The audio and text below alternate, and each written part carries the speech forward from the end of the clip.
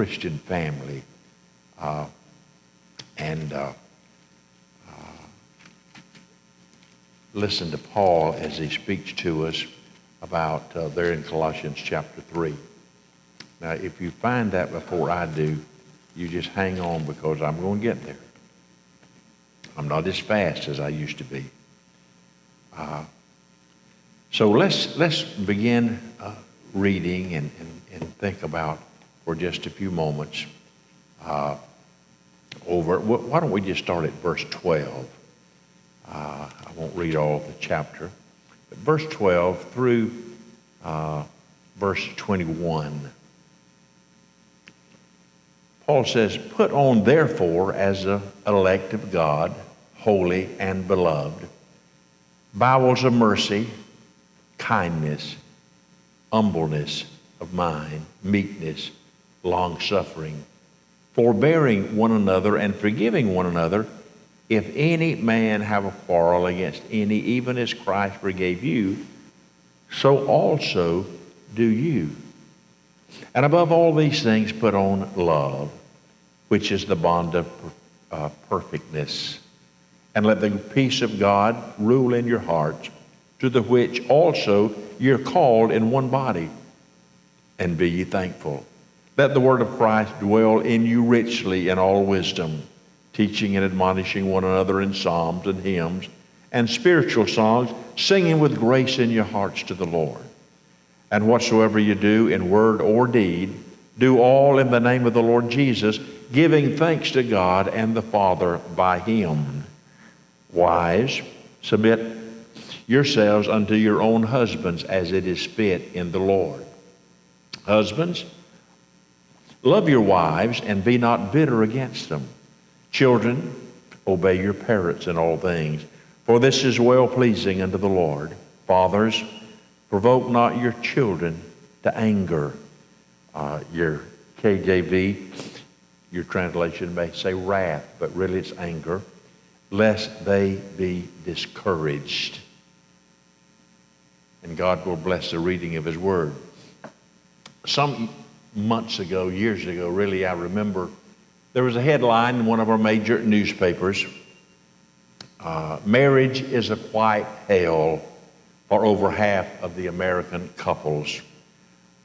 And this was according to a survey conducted by a leading newspaper columnist, a syndicated columnist, and she was also a psychologist who's very popular, was a very popular writer, and particularly on marriage and marital problems.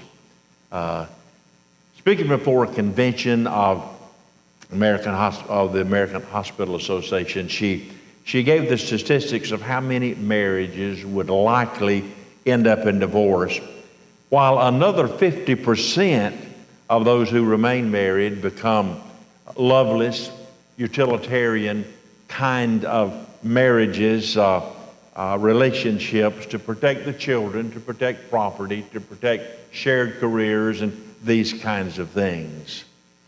That's not a very pretty picture, is it, of the family in our American culture, in American society. It's a far cry, certainly, from what Paul is saying here in these verses that we read just a moment ago, when Paul says, husbands, wives, children, here's how you should live together. Now, there's some interesting observations that you can make from this column. In the survey, it was said that women are stronger than men in death and in life. You knew this. Women starts most of the fights in the home. In between the couples. You didn't know that, did you? Women complain more about the marriage than a man. Married women complain mostly about money, hang in here with me now. Let me finish before you rush on me. Married women complain mostly about money, about their husbands, about physical abuse, while men complain almost exclusively about sex. Now let me ask you a question. What is it that makes a family Christian? Think with me. As Paul describes a Christian family, what is it that makes that family Christian? We usually say membership in a church. We usually say in a Sunday school. We usually say tithing, keeping the 10 Commandments as best we can. And I'll have to say that I've counseled and seen a lot of families on the rocks in my ministry. And these families, many of them could check every one of those boxes. So it's really not a legalistic listing of things that we do to make a family a Christian family. I think it's more of an atmosphere, more of a feeling that's in the family that makes it a Christian, kind of like a church. You visit a church, and when you walk into the church, you feel a certain atmosphere in that church. Feel it by the music that they sing, by the way people speak in the church, the atmosphere that's created by the person that's sitting next to you in that congregation. You either feel that it's cold and indifferent and ritualistic and uncomfortable, and you're not quite sure whether you want to be a part of that kind of congregation or not. Or you feel like you're in a happy place. You feel like it's a joyful atmosphere. The music is uplifting. It's a happy place.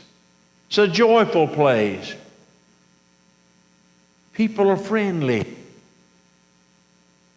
Some hand you a songbook. You're seated by yourself. Folks, somebody slips over and sits next to you and welcomes you. Because they care.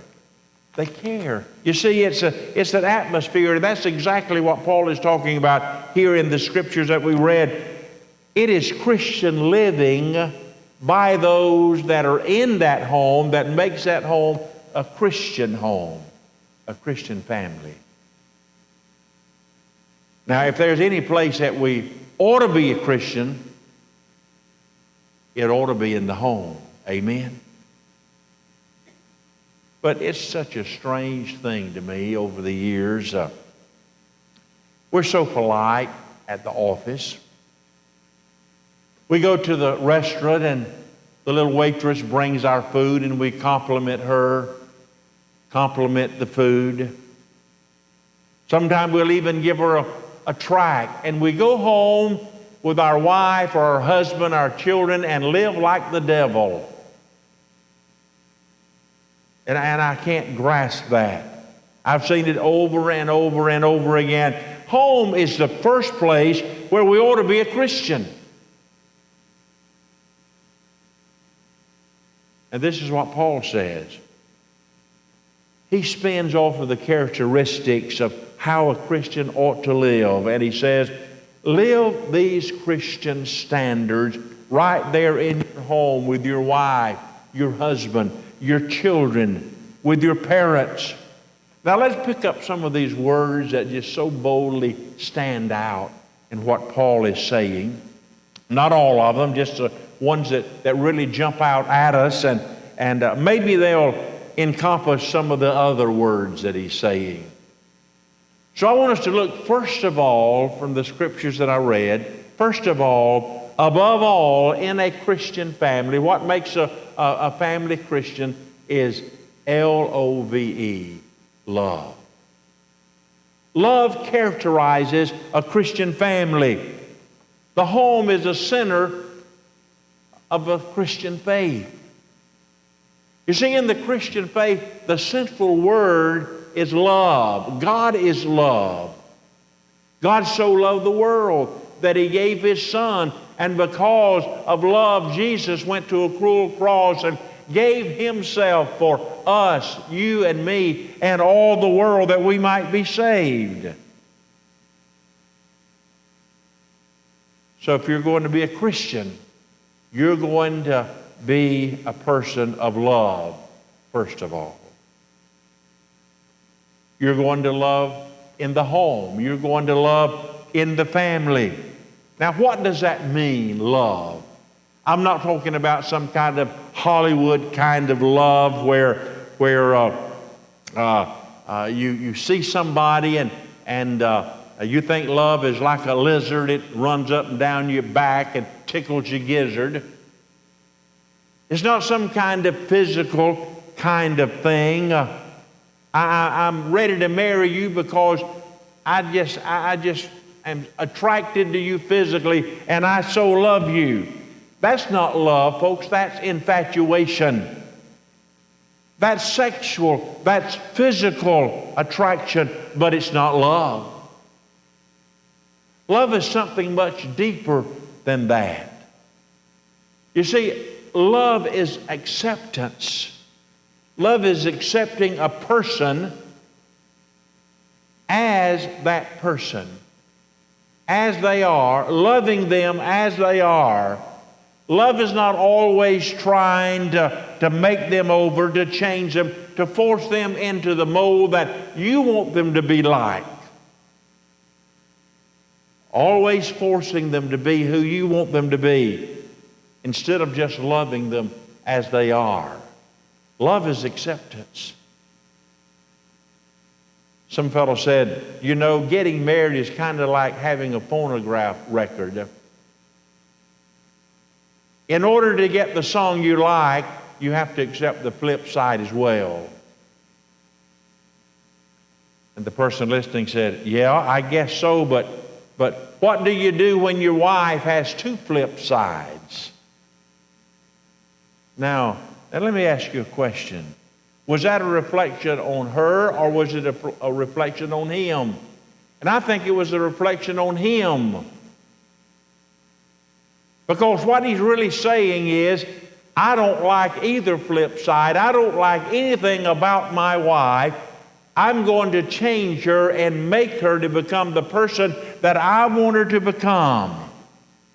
You see, that's not Christian. That's not love. That's not accepting a person.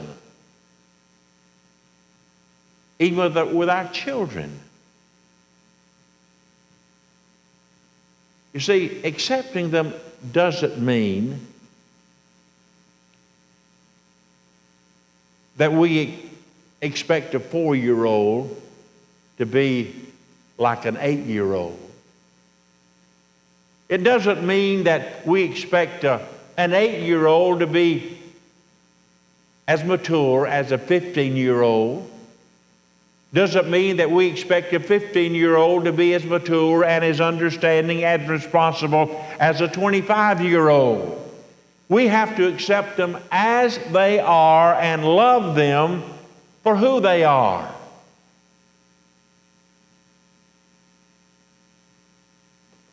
Love, you see, is the assurance that you're going to care about a person regardless of what they do and regardless of who they are and what they are. That's love. Love is acceptance. Love is caring. A woman said to her husband, "You never tell me that you love me. Why don't you ever tell me that you love me?" And we chuckle at the response. When I married you, I told you that I loved you, and if I ever change my mind, I'll let you know. And we chuckle about that. But you see, that's not what she's asking. That's not what she wants to hear. She wants some assurance. She wanted something that would feed her spirit. She wanted some tenderness. And her husband didn't give a rip what she needed. That's not love. Love is acceptance. Love is communication. Communicating with each other and liking it. Wanting to communicate. Sometimes our wife or our husband, we have to say, let's just sit down and talk. Do I have to? Love is liking communication. And you see, you can communicate without ever saying a word. As a matter of fact, words are simply, really, that's a small part of communication. Your looks, how you react, your responses. You see, that's communication more so than just words. Just sitting together in a room. Folks, I'll tell you, if you're not careful, one day, while we're leaning our ladders, trying to climb that ladder to success, we'll find that we've leaned it on the wrong building. And it's not the couch we're sitting on that makes the difference, but who's sitting on that couch with us that makes the difference. Spending time together, communicating together. So what makes a home Christian? It's where there's love. More than just a sexual attraction that soon physically exhausts itself and is spent. Love goes on and on and on and on. I see another word in these verses that really stand out to me. And that word is joy. That word is singing. I use the word joy, but it's really singing songs with grace in your heart. It's joy. In a Christian home, and it is a Christian home, where there's joy, where people are happy, where people are rejoicing. As Paul says, rejoice in the Lord. And again, I say rejoice. He kept saying that time after time after time, even though he was in prison. Rejoice. In a Christian home, there is rejoicing. There is singing from our hearts. You see, this is characteristic of a Christian. Not complaining. Listen to me. Not complaining, not sour on life. What's wrong with Washington? What's wrong at the office? Everybody around crooks. The neighbor down the street is just terrible. People down at church are awful. And we spend our time in the home belly aching and griping and complaining and down on the world. That's not Christian. That's not a Christian outlook in life and on life. Rejoicing, Paul said, singing songs, he said, joy in the home, joy. No wonder some of our homes is in such sad shape, because when we get together, all we do is gripe and complain and talk about how bad everything is. Home ought to be a haven. Home ought to be where we can get away from all this other stuff. There ought to be joy in the camp. Ought to be joy in the home.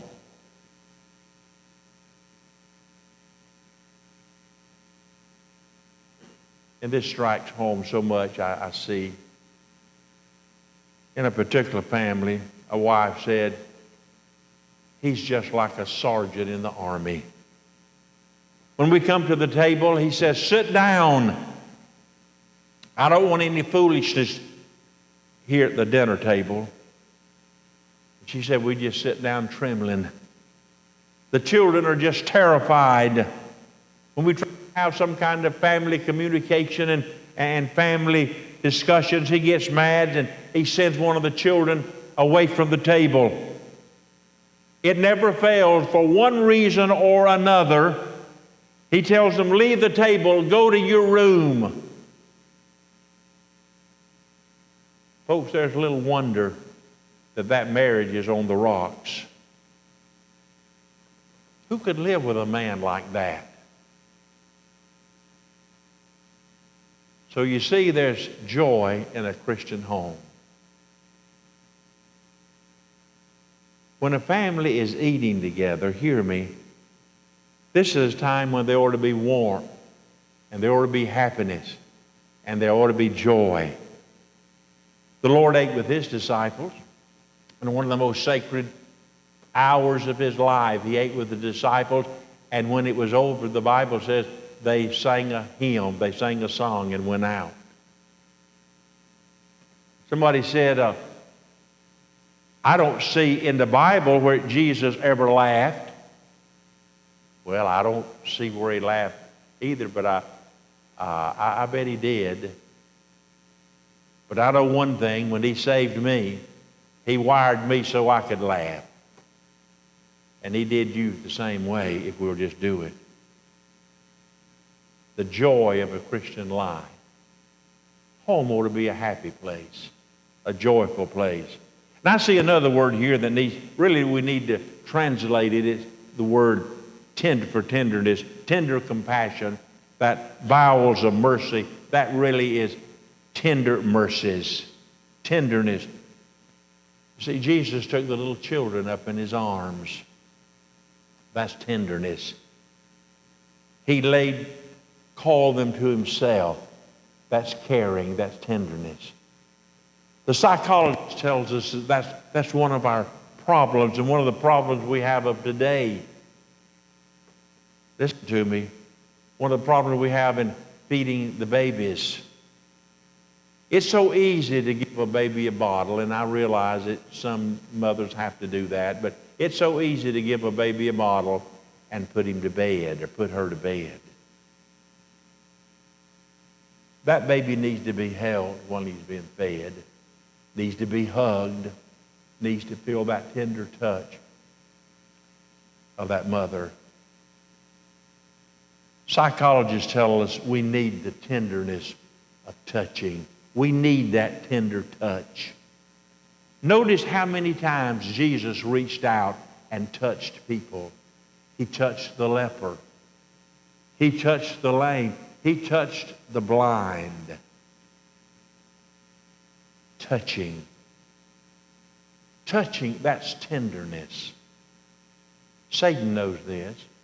One of the things that we've experienced in our country during this pandemic is you couldn't touch anybody. Can't shake hands at church or anywhere else. You can't hug people. Stand off.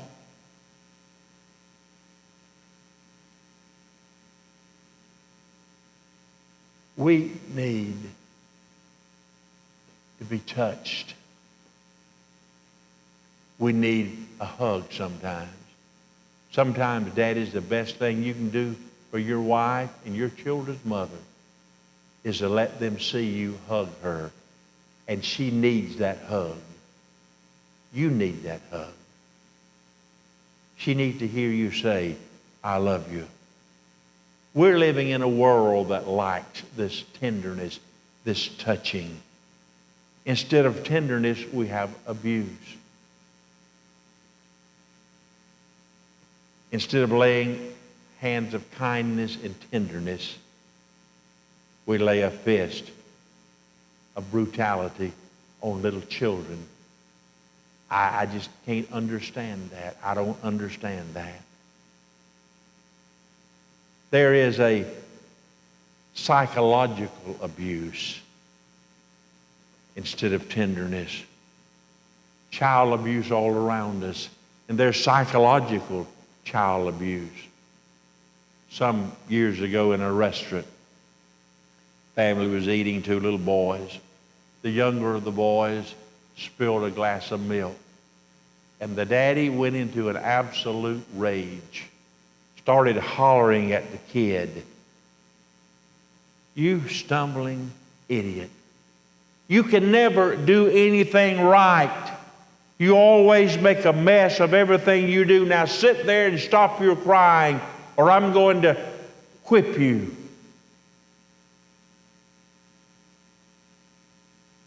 He abused that child verbally. What kind of man, let me ask you, what kind of man will that little boy grow up to be with a daddy telling him that he can't do anything right, that he's stupid, that he messes up everything. You have two left hands. What's the matter with you? Can't you ever do anything right? What kind of man will that little fellow grow up to be with a daddy that's telling him those kinds of things? You know, I sit last night and I heard a song about a little blind boy in an orphanage that nobody wanted him because he was blind. And he said, I don't ever get to feel a mother's touch, her tenderness, a daddy's hug, a daddy's assurance.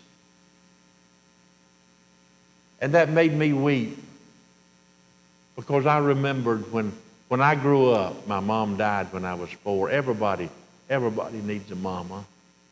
Everybody needs a loving Christian daddy. And I think in this old world, how many children don't ever hear anybody say, I love you. Don't ever get any assurance.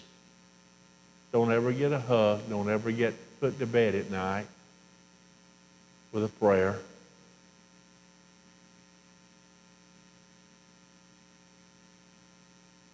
And there's spousal abuse. It's appalling to me to think that a man could ball up his fist and hit a woman across the face. I can't comprehend that. But I see psychological abuse all around us. Not with fists, but with words. Some men beat their wives with cruel remarks about their physical looks, about their appearance or whatever. No wonder these marriages break up. The abuse, this kind of abuse that no woman ought to have to take and tolerate. And I've seen it from wives as well, putting their husband down, always cutting him down, telling him he won't ever amount to anything. Why can't you be like so-and-so? Why can't you be better on your job? And just keeps on beating him down. That's the way some men live day after day after day. Just beaten down. That's abuse. Tender-hearted, caring, upbuilding, uplifting. You see, that is Christian in a Christian family. That's what it's all about. Love, joy. And then I see another word, and that word is security. Folks, this is the very concept of marriage, security. When is a home Christian? It's when there's security in that marriage. First of all, there's physical security. The little boy says, my daddy can whip anybody in the world. What he's really saying is, I'm safe at home. We're safe at my house. My daddy's going to take care of us. He's going to see that we're secure. Heard a young lady say one time, said her daddy told her, said, I'm so glad that you married a good man that'll provide for you and take care of you. And she said, that's what I was looking for. One of the things I was looking for in a husband, somebody to take care of me. Security is important in life, folks. All of us need that security. You see, that's why the family is there, so we can say we stand together. Two of us against the world. We have security in each other, and as our family grows, our family will stand together, and we'll always be together. And we're secure within our little family. It's a haven from all the insecurities out yonder in the world. there's emotional security as well as physical security. And that says, listen to me, we'll always be together.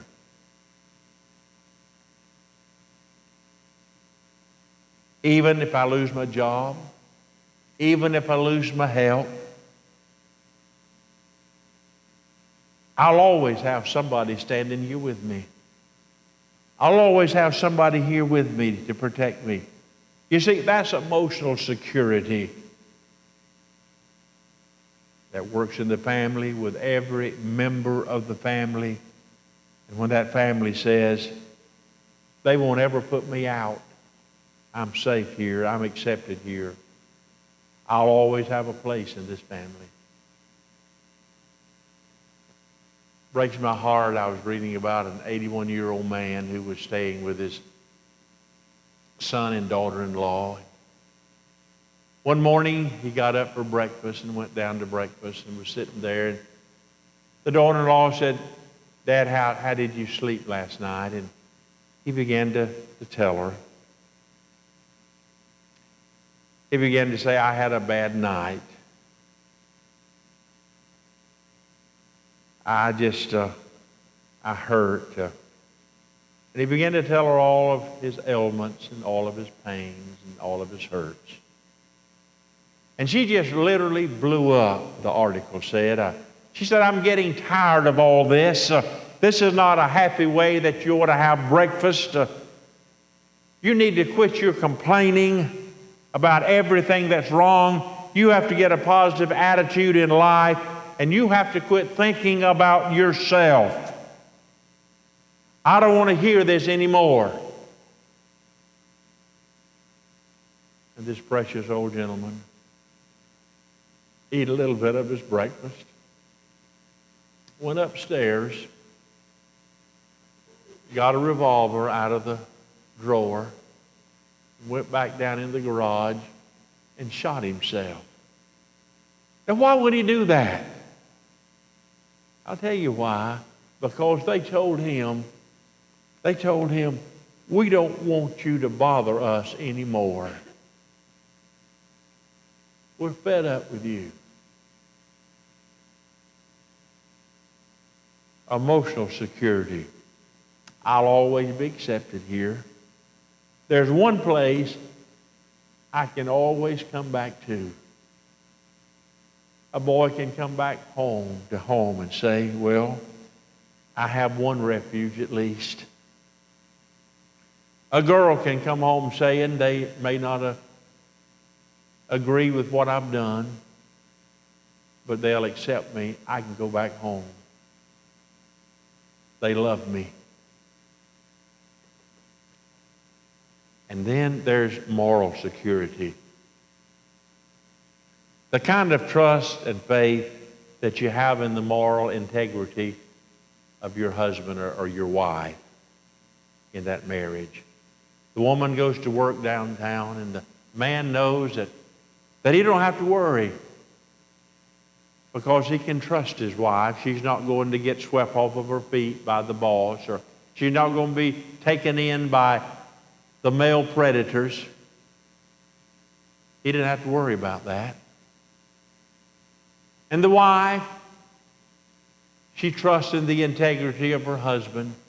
When he goes to work, when he goes on business trip, she knows that he's not going to get mixed up in some extramarital affair.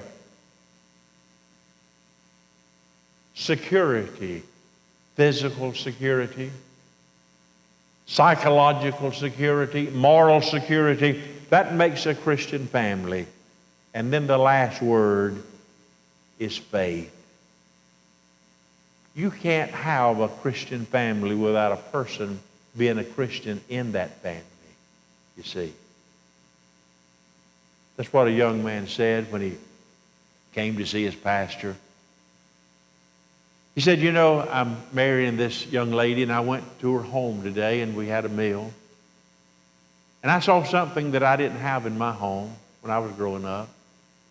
They sat down at the table, and there was joy. They had prayer before they ate. They reaffirmed each other, and they hugged each other, and they smiled and laughed. cared for each other. He said, I didn't have that, and that's what I want in a family. I always thought that Christianity was some kind of fantasy, wasn't real, but I saw today that it was real, and that's the kind of person I want to be. I want to be a Christian, and I want to have a Christian family. Preacher, can you tell me how to be a Christian?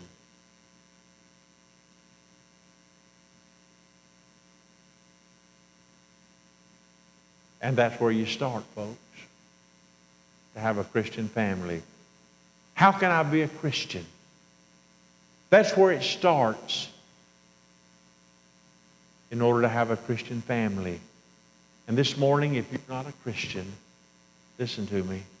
Would you receive Christ as your Lord and Savior?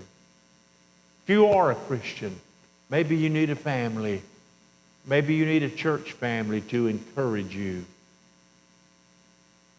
to help you to be better and to do better. Maybe you need to move that church letter, that church membership. Whatever you need to do, would you do it this morning? I want to be a Christian. I want to have a Christian family. I've shared with you from Paul's writings what makes a home, a family Christian. I pray, and I know that some of your families, I'll pray all of them, it's a Christian family. If not, I've given you the criteria of what a Christian family is. It's Christians being Christian in that family.